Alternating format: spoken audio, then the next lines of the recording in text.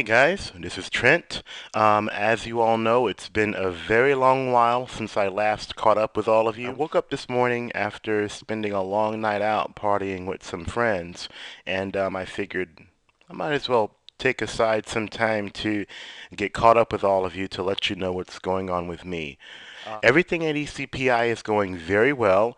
My cumulative GPA right now is at 3.75, and this is after I've taken 4 classes. In the first set of classes, I received A's in both college orientation as well as introduction to mathematics. And in my second set of classes, I received an A in college algebra, which was a huge surprise. And then in my second class, Introduction to Operating Systems, I received a B. Getting 3 A's and 1 B is not bad, but it would make it all the more enjoyable if I had 4 A's. So it is a very exciting time in terms of smartphones. The beginning of this coming month in June, I believe June 9th, there's going to be a worldwide developers conference with Apple. And this is going to be the famous presentation during which Steve Jobs, goes up on stage and he talks about any new and upcoming product. But my only concern about this new iPhone is that when it runs on the 3G network, I'm wondering if it will have any effect on battery life in a negative way, because 3G, even though it's very fast, it can suck up battery life to no end, and it's not even funny. I'm also looking forward to a number of other devices that have come up, in the market in the past few weeks, like the HTC Diamond, the Sony Ericsson Xperia, the Nokia E71 and E66. So yeah, I still use my iPhone in addition to my Nokia E90 and my HTC Titan 2, and it's been a pretty productive time for me. I've realized that there are certain features that really stand out for me, like a touchscreen, multimedia capabilities,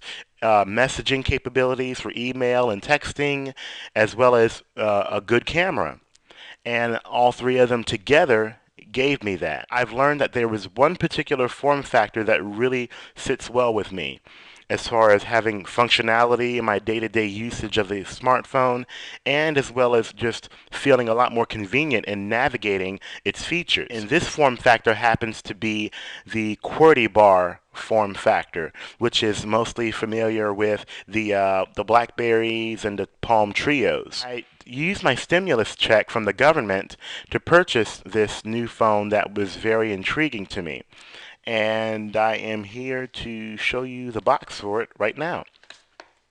This, ladies and gentlemen, is the Samsung SGH i780. The form factor to the naked eye looks pretty much like the Samsung Blackjack 2 from AT&T, to those who aren't familiar with this phone. Now, the one thing I really loved about it is that it has a very sleek form factor, so it's not chunky at all in comparison to the IM8 9502 or the HTC Titan 2. Now, as far as features are concerned, it's going to be the usual features that are included with any smartphone.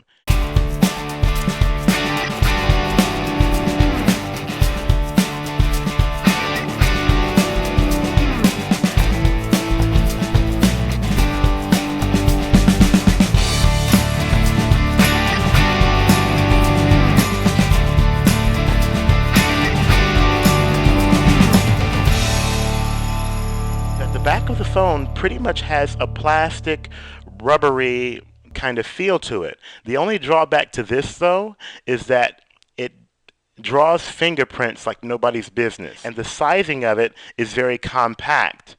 If you compare it to the Apple iPhone, they're pretty much similar.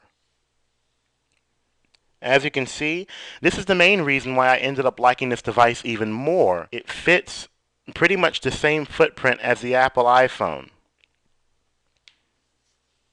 And you sit them side by side.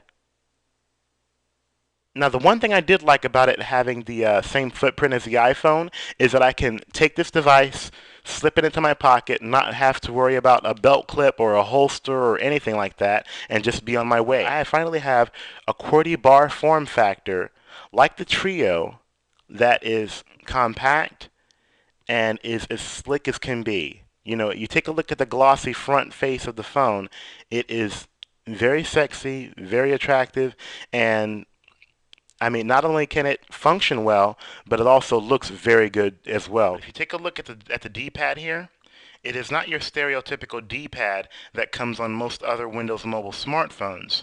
You have, you know, your buttons on either side, and then here in the center, it's a select button, but it also has the built-in touch technology that allows you to run your finger across it to control the cursor.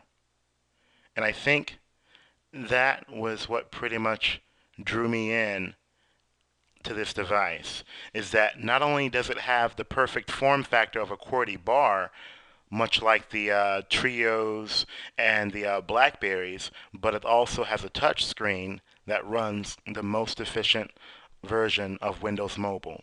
Another thing that makes this interesting is that this isn't only a spare battery for the Samsung i780. There's also a separate battery charger pod that comes with the device as well. And it works like this. On one end, you have your port for the proprietary hookup, which goes directly to the AC adapter. And then on the other end, you have your empty slot in which you place the battery. Now, we're going to see here, you have your arrow, and then you just take the battery with the corresponding arrow here, match it up, slide it in, and then you take this matching lid, which presses the battery into the pod, and then you take the proprietary hookup, which connects directly to the AC adapter, and plug it into the port, like so. And as you can see, there's a little indicator light here that shows the charging conditions of the battery within this pod. Now, one interesting thing for my E90 is that there was finally a software update available for this device. Now, the one thing about this software update that makes it different from any other is that this software update pretty much provided the long-awaited Flash support for the web browser, which means that YouTube videos can finally be played from within the browser. And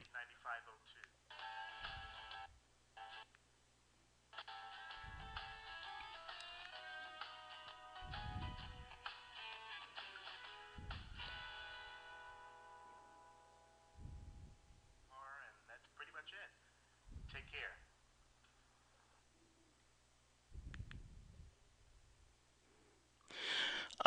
To be quite honest, I thought that once Flash was enabled on my device, I would be able to jump back into the E90 and pretty much ignore my Samsung i780, but that hasn't been the case. And the E90 is just too big and too bulky to justify using it as my everyday phone. So unfortunately, even though the Flash was a step in the right direction for my web browsing experience, especially in YouTube, I'm going to pretty much have to put this back in my belt holster and keep it in my backpack until further notice. Not only is there an update available for my E90, there's also one available for my HTC Titan 2, which I just read up on a moment ago. And this software update is basically for Windows Mobile 6.1, which I believe should also enable Flash on my HTC Titan 2 to enable the playback of YouTube videos directly from the website. I'm going to take the time out later on today to download that and then to also let you guys take a gander at that as well. So stay tuned.